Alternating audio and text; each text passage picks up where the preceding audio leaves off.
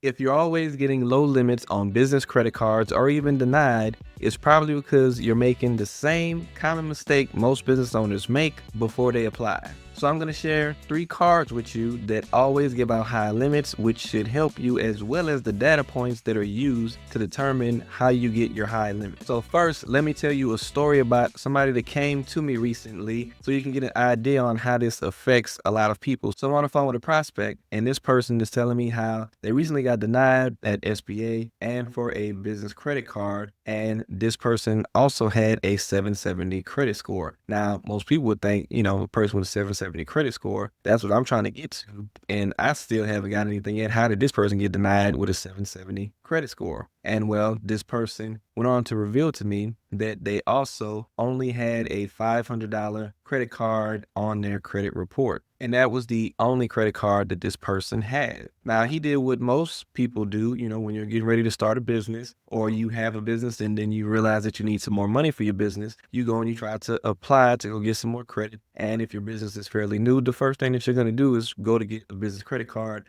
Well, you probably go for a loan, but then you realize that new business owners can't get loans. You have to be in business for 2 years. So, of course, he ended up gravitating towards the business credit card. But a lot of people think, okay, they allow people with less than 2 years in business to apply for credit cards. This must be easy to get. And even with the high credit score, he still got denied. Now, that was his scenario, but I've run into a lot of people that also, sometimes get approved, but they still always get lower limits. And again, that's seeing people get approved with a lower score than he did. But even with that approval, they still got like a less than $5,000 limit or less than $8,000 limit. And some of you guys might think that that's a good bit of money, with you just probably being the first time going into business. But a business, regardless of what it is, usually is going to end up needing a lot more than that down the line. And you always want to have more than what you need. So I thought I'd bring this to you guys because this really highlights the importance of the personal credit profile when it comes to getting funding for your business. I believe you guys already know that it's best to avoid going the vendor account route because that's not as fast of a way to actually getting the money that you need to spend within your business. Using your personal credit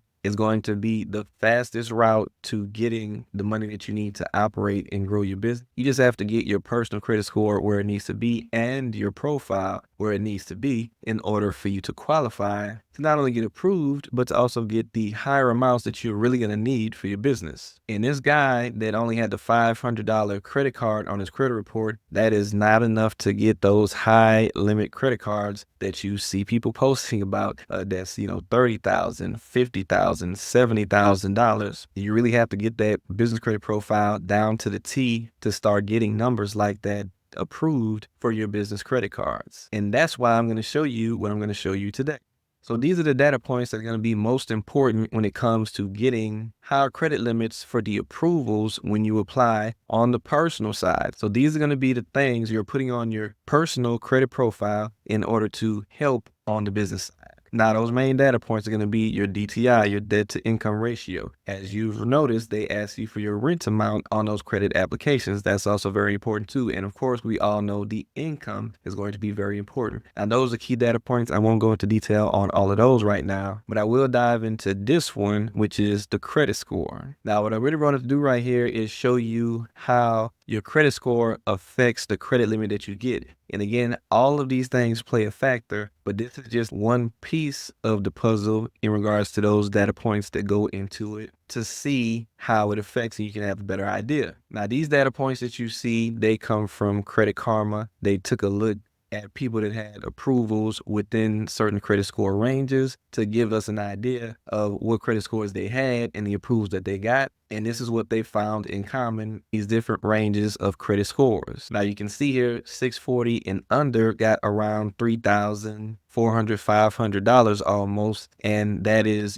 on the lower end of the spectrum. Now you can also see that between 640 to 700, they only got about 12 to 1300 more. So having just a little bit higher than that did get you more, but it didn't get you a lot more. This is why you hear me say all the time that you can kind of squeeze in around 680 to 700, but you really want it to be, better than that, because what's good enough to just get you in the door isn't going to be good enough to get you those high limits that you want. Now you can see when you get to the 700 to the 750 range, now you're getting about 2,500 more dollars, which is a little bit more than before. Still not super high, but you're still getting a good bit higher. But if you get past that 750 mark, you can see that you're well over double of what you would get at that lower credit score range. And it's still $3,000 more dollars than that score range below it. So being in that 750 up does a really good boost to getting you a higher limit. Keeping in mind, the guy that I mentioned earlier, he had a 770, but he got straight up denied. So you can see how this is like a layered process. There are layers to things that you have to be considering to ensure that you get those higher limits. You can't just be banking on just one thing just getting you there, like most business owners assume is going to happen for them. And we know one of the other layers is getting those credit cards with high limits on your credit profile to help you get higher limits on the business side, which is why I'm about to get to those cards I told you I was going to share with you next. But if you want to find more than those 3 cards that I'm going to share with you and get your credit score higher than what it is currently, let me show you how I can help you do that for free. So in the free version of my school community, you can actually go here to the first module and you can get access to, first off, all of this other information that you see here. But most importantly, you would be able to learn more about the data points that go into getting those high limit cards that I mentioned, and you'll get some more personal credit cards that actually always give out high limits with some additional info. And you can also learn things about authorized user accounts, how to actually build out that personal credit profile that's going to look good to lenders when you're trying to get funding on the business side, the role of personal credit in getting your business funded, the Chase 524 rule, getting your utilization down without any money, getting credit limit increases, inquiry removals. If you're trying to get your credit score up and you have some negative things on there, I have, templates and everything that you need in here, plus training videos to get you through on doing anything you need to do with your personal credit, late payments, charge-offs, collections, whatever it might be. I have all of that stuff available to you in the free version of the community, the Elect Business Bootcamp, and this is all under the Funding Bootcamp training. I have a link to it down below this video, so go ahead and check that out so that you can push your score up as high as it needs to be to get those higher limits and build your profile out properly so that you can look better when it's time to go get the funding and learn more about those layers I was talking about, because there's way more than what I'm covering in this video. Now let's talk about that first card, which gives a minimal of $5,000 in a starting limit. Okay, now the Chase Sapphire Preferred is on the higher end side of the Chase credit cards. It has a $95 annual fee, so it's really not bad on that at all. And they have a 60,000 bonus points right now. Those bonuses can change at different times, but yeah, this is a really good card to have, especially with that starting limit. And the cards, they're going to be increasing in how high that average limit is going to be. Now, the next card that actually has a $10,000 starting limit is the Capital One Venture X card. Now, this card is a, higher end travel card. They have a lot of bonuses around travel. You can see here 75,000 miles is what you get for a spend bonus. After spending 4,000 within the first 3 months, you get 10,000 miles as an anniversary bonus. You get 300 in annual travel credit and 120 towards global entry in TSA PreCheck, or TSA PreCheck rather. Now, this one does have a higher annual fee, $395, but at the same time, you're getting a higher limit and you're getting a lot of bonuses too. So you have to weigh out the pros and cons of what you think about that annual fee in regards to getting the higher limit towards getting what you need for your business on the business side. So just weigh that out.